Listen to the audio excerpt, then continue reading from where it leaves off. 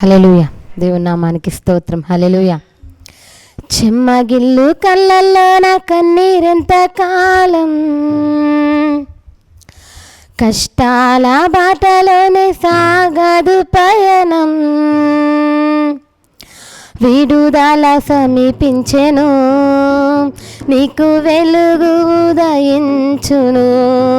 విడుదల సమీపించెను, నీకు వెలుగు ఉదయించును.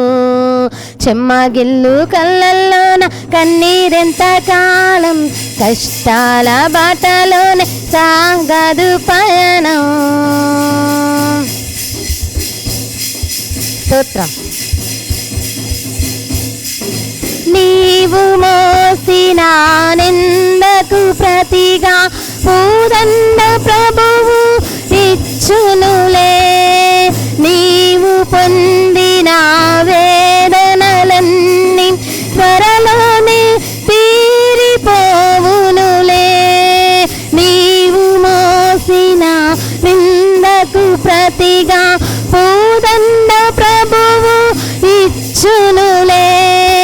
నీవు పొందిన వేదనలన్నీ త్వరలోనే తీరిపోవునులే.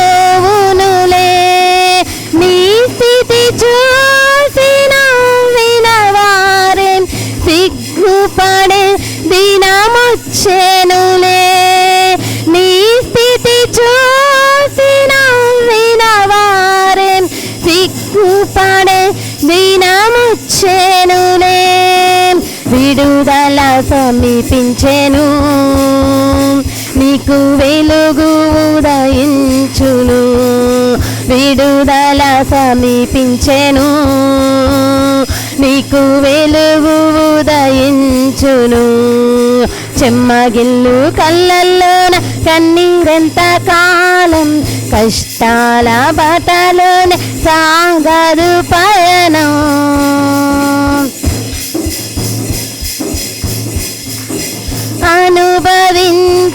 అనుభవించినాలేమి బాధలు ఇకపై నీకు ఉండవులే.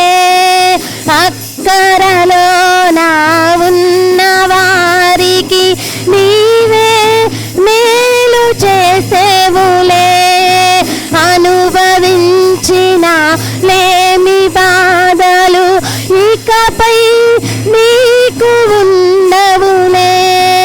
అక్కరలోన ఉన్న వారికి నీవే మేలు చేసేవులే. నీ స్థితి చూసి నవ్విన వారే సిగ్గుపడే దినమొచ్చెనులే. మొదట నీ స్థితి కొంచెమే ఉన్నా తుదకు వృద్ధిని పొందునులే. విడుదల సమీపించెను, నీకు వెలుగు ఉదయించును.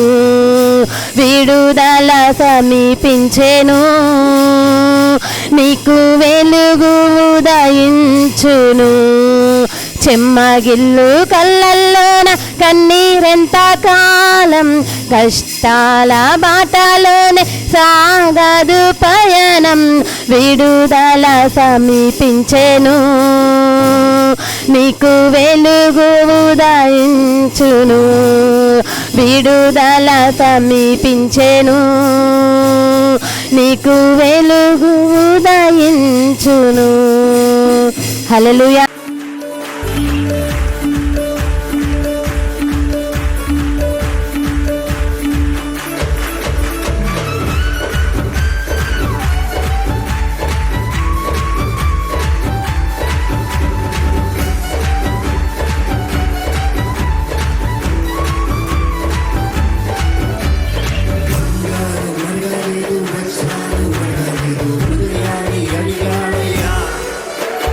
Awesome.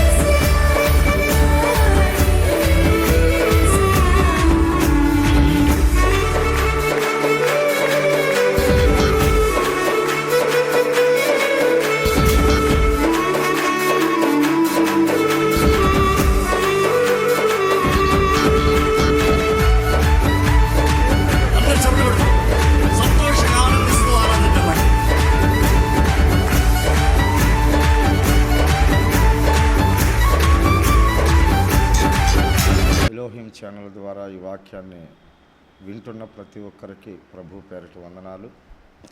జీవము కలిగిన దేవుని వాక్యంలోనికి వెళ్ళబోచుండగా ప్రార్థన ద్వారా వాక్యంలోనికి వెళ్దాం. పరిశుద్ధుడా, పరమ తండ్రి, గొప్ప దేవుడా, మహాగణుడానికి స్తోత్రాలు. వెండి బంగారముల కంటే వజ్ర వైఢూర్యముల కంటే విలువైన వెలకట్టలేని మాటలను మేము అందరం వినుచుండగా నీ ఆత్మను, నీ దయను, నీ కృపను మాకు అనుగ్రహించి వాక్యం ద్వారా నన్ను మమ్మల్ని అందరినీ బలపరచమని యేసు నామమున అడుగుచున్నాను తండ్రి, ఆమేన్. బైబిల్ గ్రంథంలో నుంచి 1వ పేతురుకు రాసిన పత్రిక 5వ అధ్యాయము 10వ వచనాన్ని ధ్యానించుకుందాం. తన నిత్య మహిమకు క్రీస్తునందు మిమ్మును పిలిచిన సర్వకృపానిధి అగు దేవుడు కొంచెము కాలము మీరు శ్రమపడిన పిమ్మట తానే మిమ్మును పూర్ణులుగా చేసి స్థిరపరచి బలపరచును. దేవునికి స్తోత్రం.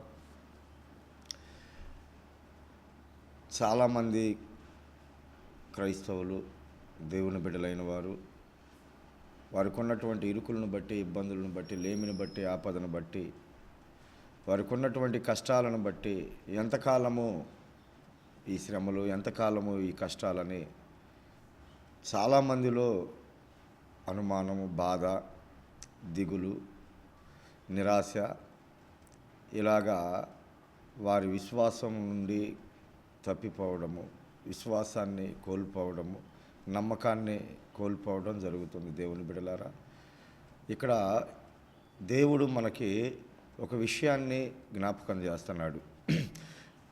ఎంతకాలమో ఎన్ని సంవత్సరాలైనా కానీ ఈ కార్యము జరగట్లేదు, మా బాధలు పోవటం లేదు అనుకున్నటువంటి వారికి ప్రభువు చెప్తున్నటువంటి మాట ఏంటంటే, ఇక కొంచెము కాలము మీరు శ్రమపడిన పిమ్మట తానే దేవుడే మిమ్మును పూర్ణులుగా చేసి స్థిరపరచి బలపరచును అని బైబిల్లో మనకి ఈ వాగ్దానం చేస్తున్నాడు. దేవుని బిడలారా, ఇక్కడ విషయం ఏంటంటే, మనకున్నటువంటి ఎంతో కాలము నుండి ఉన్నటువంటి వ్యాధి కానీ, ఎంతో కాలము నుండి ఉంటున్నటువంటి శ్రమలు కానీ, ఇరుకులు కానీ, ఇబ్బందులు కానీ ఎందుకు పోవట్లేదు అంటే, ఎందుకు మనము దేవుని దగ్గర ఆ కార్యాలు జరిగించుకోలేకపోతున్నాము అంటే, మనలో పరిపూర్ణత లేకపోవడం వల్ల, అంటే విశ్వాసంలో కానీ, భక్తి జీవితంలో కానీ పరిపూర్ణంగా మనము ఉండటం లేదు. కాబట్టి ఆ ఉండకుండా ఉంటున్న విధానాన్ని బట్టి మనము ఆశించినది మనకు దొరకట్లేదు. ఒకవేళ కుటుంబం కట్టబడాలని ప్రార్థన చేస్తున్నామేమో, బిడ్డలు కలగాలని ప్రార్థన చేస్తున్నామేమో, ఆ బిడ్డల మార్పు కొరకు ప్రార్థన చేస్తున్నామేమో, ఉద్యోగం, వ్యాపారం కోసం ప్రార్థన చేస్తున్నామేమో, అలాగే మీకున్నటువంటి వ్యాధిని బట్టి, చీకటి శక్తుల ప్రభావాన్ని బట్టి నువ్వు ప్రార్థన చేస్తున్నావేమో. ఎందుకు జరగట్లేదు కార్యము అని నువ్వు అనుకోవటానికి ఈరోజు ప్రభువు నీకు ఇస్తున్నటువంటి మాట ఏంటంటే, నువ్వు పూర్ణుడుగా నువ్వు ఉన్నావా, పూర్ణురాలుగా నువ్వు ఉన్నావా లేదో ఒకసారి చూసుకోమని ప్రభు వాక్యం ద్వారా మనల్ని హెచ్చరిస్తున్నాడు. ఇక్కడ బైబిల్ గ్రంథంలో ఆదికాండము 18వ అధ్యాయము 10వ వచనాన్ని మనం ధ్యానించినట్టయితే, దేవుడు అబ్రహాము శారమ్మతో ఏం మాట్లాడుతున్నాడో మనం చదువుదాం.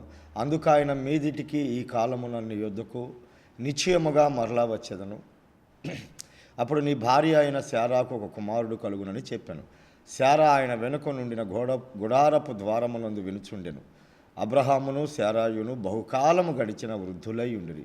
స్త్రీ ధర్మము శారాకు నిలిచిపోయిన గనుక శారా, నేను బలము ఉడిగిన దానినైనా తరువాత నాకు సుఖము కలుగునా, నా యజమానుడును వృద్ధుడై ఉన్నాడు కదా అని తనలో నవ్వుకొనెను. అంతట యెహోవా అబ్రహాముతో, వృద్ధురాలునైన నేను నిశ్చయముగా ప్రసవించదనా అని శారా నవ్వనేలా, యెహోవాకు అసాధ్యమైనది ఏదైనా నున్నదా? మీదిటికి ఈ కాలమున నిర్ణయకాలమందు నీ యొద్దకు తిరిగి వచ్చేదను, అప్పుడు శారాకు కుమారుడు కలుగుననెను. శారా భయపడి నేను నవ్వలేదని చెప్పగా ఆయన, అవును నీవు నవ్వితివనెను. అంటే ఇక్కడ శారమ్మలో ఎక్కడో ఆమె వయస్సును బట్టి, ఆమె బలాన్ని బట్టి, ఆమె శరీర తత్వాన్ని బట్టి అవిశ్వాసం అనేది ఆమెలో ఉన్నది. కాబట్టి ఆ మాటలు మాట్లాడుతుంది. తనలో తాను అనుకుంటుంది ఏమని, నా పెనిమిటి, నా భర్త వయస్సు ఉడిగిపోయినవాడు, ముసలివాడి కదా, స్త్రీ ధర్మం ఆగిపోయింది, నా శరీరం ముడతలు పడిపోయింది, నా గర్భము ఉడికిపోయింది, ఇది ఎలా సాధ్యము అని తనలో తాను నవ్వుకున్నదంట. తర్వాత ప్రభువే కలుగజేసుకొని మీదటికి ఈ కాలమున నీకు కుమారుడు అనుగ్రహింపబడతాడని, యెహోవాకు అసాధ్యమైనది ఏదైనా కలదా అని ఆమెతో చెప్పడం వల్ల ఆమె తన అవిశ్వాసాన్ని బలపరుచుకున్నట్లుంది. ఇక్కడ శారమ్మలో గర్భం ధరించడానికి, శారమ్మ కుమారుడు కనడానికి శారమ్మకి పరిపూర్ణమైన విశ్వాసం లేనట్లుగా మనం చూస్తున్నాం. లేకపోబట్టే కదా ఆయన నవ్వుకుంటుంది, ఆమె లేకపోబట్టే కదా తనలో తాను మాట్లాడుకుంటుంది. ఎప్పుడైతే ప్రభువు మాట్లాడాడో, ఎప్పుడైతే ప్రభు శక్తిని ఆమెకు తెలియపరిచాడో, ఆమెలో ఉన్నటువంటి ఆ అవిశ్వాసపు కోరలు, ఆ విశ్వాసపు మాటలు, ఆలోచనలను పక్కన పెట్టి ప్రభు మీద నమ్మకం ఉంచడం ద్వారా దేవుడు ఆమెకు చెప్పిన కాలమున, నిర్ణయ కాలమున కుమారుడు అనుగ్రహింపబడినట్లుగా మనం బైబిల్లో చూస్తున్నాం. చూడండి, 21వ అధ్యాయము 2వ వచనాన్ని మనం చూసినట్లయితే, ఎట్లనగా దేవుడు అబ్రహాముతో చెప్పిన నిర్ణయ కాలములో శారా గర్భవతి అయి అతని ముసలితనమందు అతనికి కుమారుని కనెను. దేవునికి స్తోత్రం. ఈ రోజున శారములో ఉన్నటువంటి ఆ కొద్దిగా అవిశ్వాసాన్ని పరిపూర్ణ విశ్వాసంగా మార్చిన తర్వాత దేవుడు ఆమెకు కుమారుని అనుగ్రహించినట్లుగా మనకి ఇక్కడ కనబడుతుంది. దేవుని బిడ్డలారా, మీరు కూడా ఆలోచన చేయండి. ఎంతకాలము ఈ శ్రమలు, ఎంతకాలము ఈ కష్టము, ఎంతకాలము ఈ శ్రమలు అనుకుంటున్నటువంటి మీకు ప్రభువు మిమ్మల్ని తేటగా ఒక మాట అడుగుతున్నాడు. పరిపూర్ణులుగా తానే మిమ్మల్ని చేస్తానని.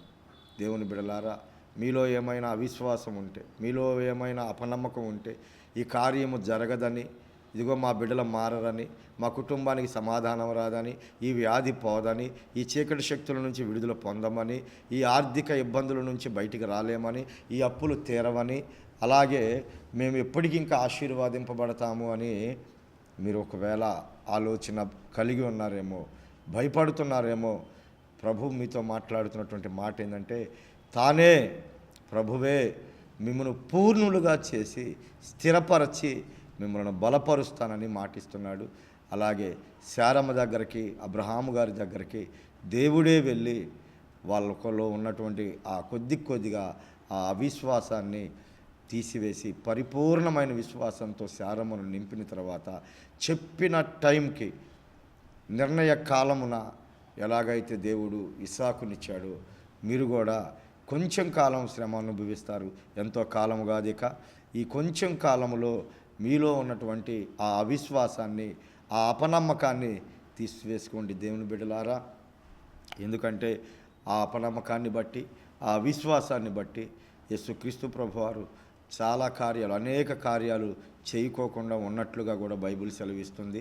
అబ్రహాము గారు కూడా ఒకానొక సమయంలో దేవుడు దీవిస్తానని, ఆశీర్వదిస్తానని, గొప్పవాణ్ణి చేస్తానని, ఘనపరుస్తానని చెప్పినప్పుడు ఆయన కూడా మాట్లాడిన మాట ఏంటంటే, అయ్యా నీవు నాకు ఏమిచ్చిన నేనేమి, నాకు వారసుడు లేడు కదా, నా ఇంటి పెద్ద దాసుడైన ఎలియాజరే కదా నాకు ఆస్తికి కర్త అని మాట్లాడాడు. దేవుని బిడ్డలారా, నీకు ఆస్తికి కర్త ఎలియాజర్ అవ్వడు, నీ గర్భవాసమున పుట్టబోవు వాడే నీకు వారసుడవుతాడు, ఆ ఆస్తికి కర్త అవుతాడని ప్రభువు మాట్లాడాడు. దేవుని బిడ్డలారా, ఎక్కడో మరి ఆ మాత్రపు ఆలోచన, ఆ మాత్రపు కొంచెము అపనమ్మకము కలిగి ఉండడంలో వారికి తప్పు లేదని నాకు అనిపిస్తుంది. ఎందుకంటే 75 సంవత్సరాల వయసు అప్పుడు అబ్రహాము గారిని దేవుడు పిలిచి గొప్ప జనాంగంగా చేస్తానన్నాడు. మరి దాదాపు 25 సంవత్సరాలకు ఇస్సాకునిచ్చాడు. దేవుని బిడలారా, ఇస్సాకుని ఇచ్చే ఆ సమయంలో దాదాపు 24-25 సంవత్సరాలు ఎదురు చూశారు. అంటే ఈ 24-25 సంవత్సరాల్లో కూడా పోనీ వారి వయసు ఏమైనా ఉందంటే వారి వయసు వృద్ధులైపోతున్నారు, వృద్ధాప్యంలోకి వెళ్ళిపోతున్నారు. కనుక వారు అలాగా ఆలోచించడంలో, అలాగ నిరాశపడడంలో, అలాగా నిరుత్సాహపడడంలో ఆశ్చర్యం లేదని నాకు అనిపిస్తుంది దేవుని బిడలారా. కానీ ప్రభువు దర్శించిన వెంటనే, ప్రభువు ప్రేరేపించిన వెంటనే, ప్రభువు మాట్లాడిన వెంటనే వారి విశ్వాసం పరిపూర్ణమైనట్లుగా దేవుడు వారిని పరిపూర్ణులుగా చేసి సంపూర్ణమైన విశ్వాసంతో నమ్మకంతో నింపిన తర్వాత ఆయన చెప్పిన టైంన నిర్ణయ కాలమున దేవుడు ఇస్సాకును అనుగ్రహించాడు. దేవుని బిడలారా, అలాగే ఈ రోజున మనం అన్ని సంవత్సరాలు ఎదురైతే చూడలేదు, అన్ని సంవత్సరాలు మనము కార్యాలు జరగకోకుండా అయితే లేము. దేవుని బిడలారా, ఏ కష్టంలో అయితే నీవు ఉన్నావో, ఏ శ్రమలో అయితే నీవు ఉన్నావో, ఏ ఇబ్బందులు అయితే నీవు ఉన్నావో, ఏ కష్టంలో అయితే నువ్వు ఉన్నావో మీరు ఆలోచన చేసుకొని జీవము కలిగిన దేవుని యొక్క మాటను బట్టి ప్రభు మిమ్మల్ని పూర్ణులుగా చేయాలని ఇష్టపడుతున్నాడు. జీవము కలిగిన దేవుని మాటను బట్టి యేసుక్రీస్తు ప్రభువారు మనలో పరిపూర్ణత వచ్చిన తర్వాత మిమ్మల్ని స్థిరపరుస్తానని, మిమ్మల్ని బలపరుస్తానని ప్రభు మాట్లాడుతున్నాడు. మీకున్నటువంటి కష్టాలను బట్టి, ఇరుకులను బట్టి, ఇబ్బందులను బట్టి, వ్యాధిని బట్టి, బాధను బట్టి మీరు అనేక మంది మీద, అనేక అవసరాల మీద మీరు ఆధారపడుతున్నట్లుగా మనం చూస్తున్నాము. ఎందుకంటే మనుషులను ఎంతోమంది నమ్ముకొని పరుగులు తీస్తున్నారు, అలాగే హాస్పిటల్ని నమ్ముకొని పరుగులు తీస్తున్నారు. ఇగో ఈ లోకంలో ఉన్నటువంటి ప్రతి విషయానికి నువ్వు పరిగెత్తుతున్నావు. దేవుని బిడలారా, లోకాన్ని నమ్ముకుంటున్నావు. దేవుని దగ్గరకు వచ్చేపాటికేమో జీవం కలిగిన దేవుడు ఇంకా కార్యం చేయట్లేదు అంటున్నావు. అంటే నీలో ఎక్కడో అపనమ్మకం, ఎక్కడో అవిశ్వాసం, నీ సొంతంగా చేసుకోవాలన్న ఆలోచన, మనుషుల మీద ఆధారపడుతున్నావు. మనుషులు ఎవరు కూడా నమ్మదగిన వాళ్ళు కాదు అన్న సత్యాన్ని మనకు తెలుసు. దేవుని బిడ్డలారా, ఒకానొక సమయంలో ఒక ఎడారి ప్రాంతంలో బాగా ఎండలు ఉన్నటువంటి సమయంలో నేలంతా పగిలిపోయి నిర్లిచ్చిపోయి ఎక్కడ నీటి చొక్క అనేది కనపడనటువంటి సమయంలో ఒక పాము ఒక ప్రాంతంలోకి వెళ్తూ ఆ ఎండను బట్టి, ఆ పగిలిపోయిన ఆ విధానాన్ని బట్టి మట్టి, భూమి దాని కడుపు అంతా దొక్కుపోయి అది ఇక వెళ్ళలేక తన తోక మీద నిలబడి తనంతా పైకి లేచి నిలబడ్డప్పుడు అటువైపుగా వస్తున్నటువంటి ఒక కప్ప నీడ దొరికిందిలే అని ఆ పాము యొక్క తల నీడలో వచ్చి ఆగిందంట. దేవుని బిడలారా, ఆ నీడ ఎంతోసేపు ఉండదని, ఆ కప్ప ఎంతో కాలం బ్రతకదని మనకు తెలుసు. అలాగే ఈరోజు నీకున్నటువంటి సమస్యలను బట్టి, నీకున్నటువంటి బాధలను బట్టి, ఇరుకులను బట్టి నువ్వు మనుషులను ఆధారం చేసుకున్నా, లోకం మీద ఆధారపడ్డా నీకు రేపు నష్టమే జరిగిద్ది కానీ లాభం జరగదన్న సత్యాన్ని నువ్వు గ్రహించాలి. ప్రభువు పాదాలు పట్టుకుంటున్న మీరందరూ త్వరగా ప్రభువు నిర్ణయించిన కాలములో ఖచ్చితంగా దేవుడు మీకు మేలు చేస్తాడు. ఏంటయ్యా ఆయన నిర్ణయించిన కాలం అంటే, నువ్వు పరిపూర్ణతలోనికి రావాలని, నువ్వు పరిపూర్ణమైన నమ్మకం కలిగి ఉండాలని, పరిపూర్ణమైన విశ్వాసం కలిగి ఉండాలని, దేవుని మీద ఆధారపడాలని ప్రభువు ఆశపడుతున్నాడు. మరి నీ ఆత్మీయ జీవితంలో నువ్వు నిజంగా నీ విశ్వాసం పరిపూర్ణంగా ఉందా, నీ నమ్మకం పరిపూర్ణంగా ఉందా, నీ భక్తి జీవితం పరిపూర్ణంగా ఉందో ఒకసారి పరిశీలించుకోండి. మన అందరికీ తెలిసినటువంటి విషయమే, పాలు తేనెలు ప్రవహించు కనాను దేశానికి వేగి చూడడానికి 12 మంది వెళ్ళగా 10 మంది కాని సమాచారం, కాని మాట మాట్లాడారు. చెడ్డ సమాచారం తెచ్చినట్లుగా బైబిల్ చెప్తుంది. ఇద్దరు మాత్రము మంచి సమాచారం తెచ్చినట్లుగా, ఇశ్రాయేలీల ప్రజలను ధైర్యపరిచినట్లుగా, దేవుని మీద నమ్మకం కలిగి మాట్లాడినటువంటి మాటను మీరు విన్నారు. అలాగ అనొద్దు. సువిశాలమైన మంచి దేశము, పాలు తేనెలు ప్రవహించు దేశము, దేవుడు మన యందు ఆనందించిన ఎడల ఆ దేశాన్ని దేవుడు మనకిస్తాడు. అది మిక్కిలి మంచి దేశం అని యెఫెన్య కుమారుడైన కాలేబు, నూను కుమారుడైన యెహోషువ సాక్ష్యం ఇచ్చారు. కనుక వారిద్దరు మాత్రమే పాలు తేనెలు ప్రవహించే దేశంలో అడుగుపెట్టినట్లుగా, వాగ్దాన భూమికి చేరినట్లుగా మనం చూస్తున్నాం. దేవుని బిడ్డలారా, ఈ రోజున ఎంతమంది దేవుని విషయంలో, ప్రార్థన విషయంలో, ఆత్మీయ జీవిత విషయంలో పరిపూర్ణులుగా, నమ్మకంగా, విశ్వాసంతో ఉంటున్నారు చెప్పండి. ప్రార్థన చేసిన కొద్ది కాలానికి ఒకవేళ కార్యం జరగకపోతే మన విశ్వాసం మనకు బయలుపడుతుంది. ఆ పాస్టర్ గారు వల్ల కాలేదు, ఆ చర్చికి వెళ్తే మాకేం జరగలేదు, దేవుడు మాత్రము మాకేం చేయలేదు అని నయోమిలాగా దేవుడే మాకు అన్యాయం చేశాడని, సర్వశక్తుడు మాకు అన్యాయం చేశాడని మాట్లాడుతున్నారేమో. దేవుడు ఎప్పుడు అన్యాయస్తుడుగా, దేవుని బిడలారా, దేవుడు న్యాయవస్తుడు.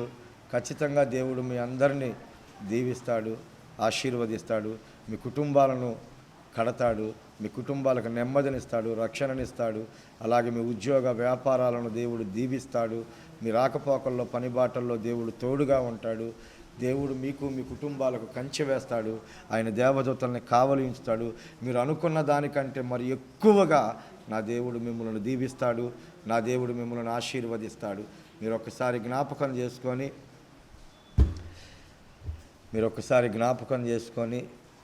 మీకులో ఉన్నటువంటి భక్తి జీవితాన్ని పరిపూర్ణంగా భక్తి చేయడానికి ఇష్టపడండి. నామకార్థ క్రైస్తవులుగా నామకార్థ భక్తి చేయొద్దు. జీవం కలిగిన దేవుని మీద పరిపూర్ణమైన నమ్మకం పెట్టండి, పరిపూర్ణమైన విశ్వాసంతో ఉండండి.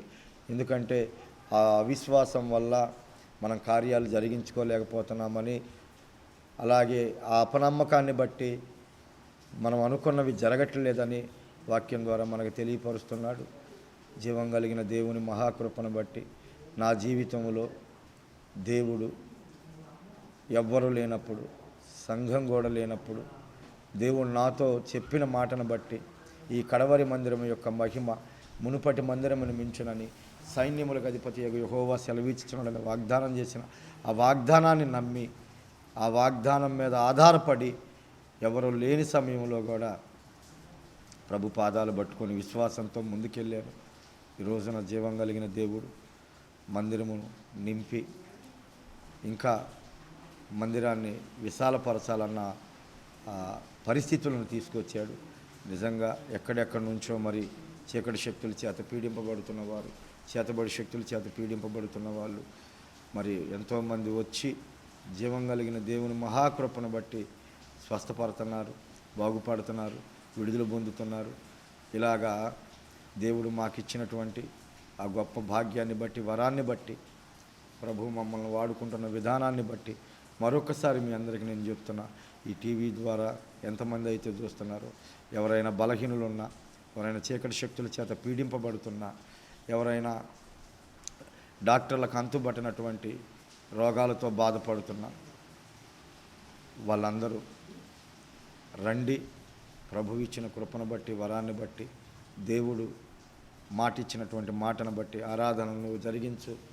ఆరాధనలో అద్భుతాలు, ఆశ్చర్యకార్యాలు నేను జరిగిస్తానని చెప్పాడు.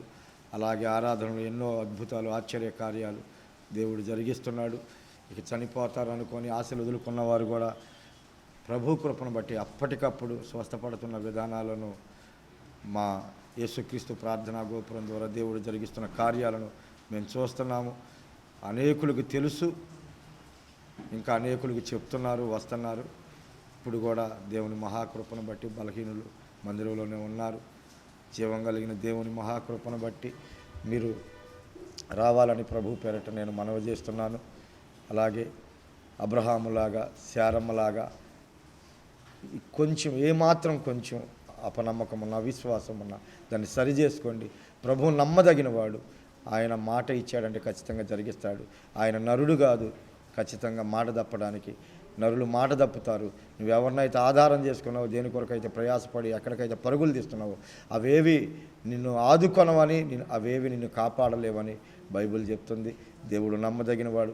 నీ కొరకు ప్రాణం పెట్టిన యేసయ్య నీ కొరకు 1-40 కొరడా దెబ్బలు తిన్నాడు. తలకు ముళ్ళ కిరీటం పెట్టుకున్నాడు. పక్కలో బల్లెం పొడిపించుకున్నాడు. మోయలేని సిలువను మోసాడు.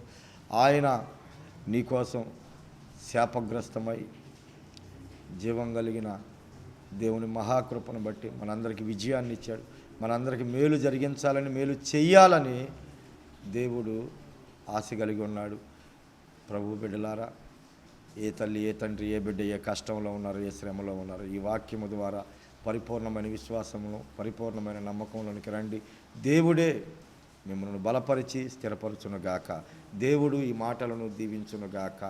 ఆమెన్. ప్రార్థన చేసుకుందాం. పరిశుద్ధుడు, పరమ తండ్రి, గొప్ప దేవుడు, మహాగణుడు, నీ స్తోత్రాలు.